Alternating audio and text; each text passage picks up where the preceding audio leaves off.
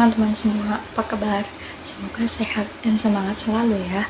Kali ini kita akan bahas satu topik yang sangat penting dalam kehidupan kita, yaitu HAM atau hak asasi manusia.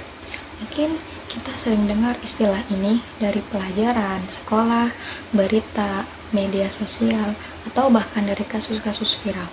Tapi sebenarnya apa itu HAM? Kenapa penting dan apa peran kita? Oke, kita bahas di sini.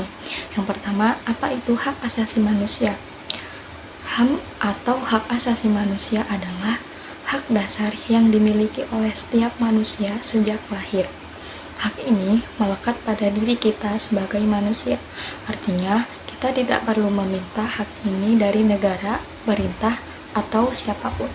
Kita sudah memilikinya sejak kita dilahirkan. Contoh hak asasi manusia antara lain hak untuk hidup, hak atas kebebasan berpendapat. Yang ketiga ada hak untuk tidak disiksa, ada hak atas pendidikan, dan yang kelima hak atas keadilan di hadapan hukum. Yang keenam hak memilih dan dipilih. Yang terakhir ada hak untuk bekerja dan mendapatkan penghidupan yang layak. HAM berlaku untuk semua orang. Tidak peduli apa warna kulitnya, agamanya, jenis kelaminnya, negaranya, atau status sosialnya, setiap manusia memiliki hak sama. 2. Mengapa HAM itu penting? HAM adalah fondasi dasar bagi keadilan, perdamaian, dan kehidupan yang bermartabat.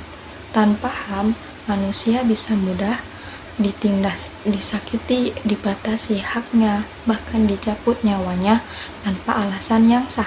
Bayangkan kalau tidak ada HAM. Seorang anak bisa dilarang sekolah hanya karena berasal dari suku tertentu. Orang bisa dipenjara tanpa pengadilan. Perempuan bisa disiksa menikah tanpa kehendaknya. Dan yang terakhir ada wartawan bisa dilarang bicara soal fakta. HAM mengatur agar setiap orang bisa hidup dengan aman, bebas, dan bermartabat tanpa rasa takut dan tanpa perlakuan tidak adil. Selanjutnya ada sejarah singkat HAM. Konsep HAM sudah ada sejak zaman kuno, tapi secara internasional mulai dikenal luas setelah Perang Dunia Kedua, tepatnya pada tahun 1949.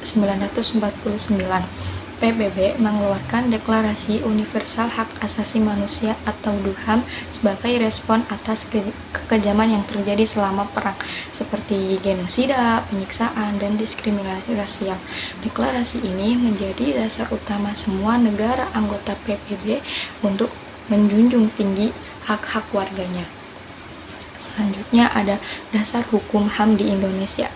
Di Indonesia, HAM juga dilindungi oleh hukum dasarnya antara lain 1. Undang-Undang Dasar 1945 khususnya pasal 28A hingga 28J yang secara eksplisit menyebutkan hak-hak warga negara. Yang kedua ada Undang-Undang Nomor 39 Tahun 1999 tentang hak asasi manusia. Undang-undang ini menjelaskan lebih rinci tentang jenis-jenis HAM dan kewajiban negara serta warga negara dalam menghormati hak tersebut. Yang ketiga ada Undang-Undang Nomor 26 Tahun 2000 tentang Pengadilan HAM untuk mengadili kasus pelanggaran HAM berat seperti pembunuhan massal dan penyiksaan sistematis. Yang keempat ada Komnas HAM atau Komisi Nasional Hak Asasi Manusia, lembaga independen yang bertugas menyelidiki, melaporkan, dan memberikan rekomendasi terkait kasus pelanggaran HAM di Indonesia. Yang kelima ada jenis-jenis HAM. HAM bisa dikategorikan ke dalam beberapa jenis, yaitu 1. Hak sipil dan politik. Contohnya, hak hidup dan atas kebebasan pribadi, hak berpendapat, hak berkumpul, hak untuk memilih dalam pemilu. Yang kedua ada hak ekonomi, sosial, dan budaya atau ekosop. Contohnya hak atas pekerjaan, hak atas pendidikan, hak atas pelayanan kesehatan, hak atas standar hidup layak. Yang ketiga ada hak kolektif. Contohnya hak atas pembangunan, hak atas perdamaian, dan hak lingkungan hidup yang bersih dan sehat. Yang keenam ada pelanggaran HAM, kasus dan Meskipun sudah ada dasar hukum dan perlindungan, pelanggaran HAM masih sering terjadi. Contoh pelanggaran HAM di sekitar kita. Yang pertama ada diskriminasi terhadap minoritas agama atau suku. Yang kedua ada tindakan kekerasan oleh aparat. Yang ketiga ada kekerasan dalam rumah tangga. Dan yang keempat pembungkaman kebebasan berpendapat. Yang kelima ada perampasan tanah, adat atau lahan warga secara paksa.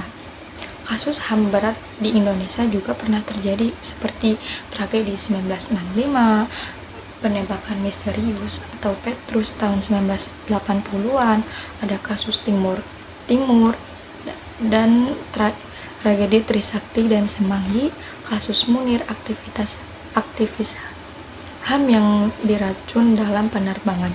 Kasus-kasus ini menjadi pengingat bahwa perjuangan penegakan HAM masih panjang. Dan yang terakhir, apa peran kita? Kamu mungkin bertanya, apa cuma pelajar atau mahasiswa atau anak muda emang bisa berperan? Jawabannya bisa. Peran kita dalam menjaga HAM. Yang pertama, ada menghargai perbedaan pendapat. Yang kedua, tidak membuli atau mendiskriminasi orang lain. Yang ketiga, mendukung korban pelanggaran HAM. Yang keempat, edukasi diri sendiri dan orang sekitar tentang HAM. Yang kelima, gunakan media sosial untuk menyuarakan keadilan, bukan menyebarkan kebencian. Perjuangan HAM bukan hanya tugas pemerintah atau aktivis, tapi tugas kita semua sebagai sesama manusia. Kesimpulannya adalah HAM itu tentang manusia, tentang kemanusiaan, hak asasi manusia, bukan sekadar pasal-pasal dalam konstitusi. HAM adalah fondasi kehidupan yang adil, setara, dan manusiawi. Kita hidup di dunia yang terus berkembang, penuh perbedaan dan kompleksitas.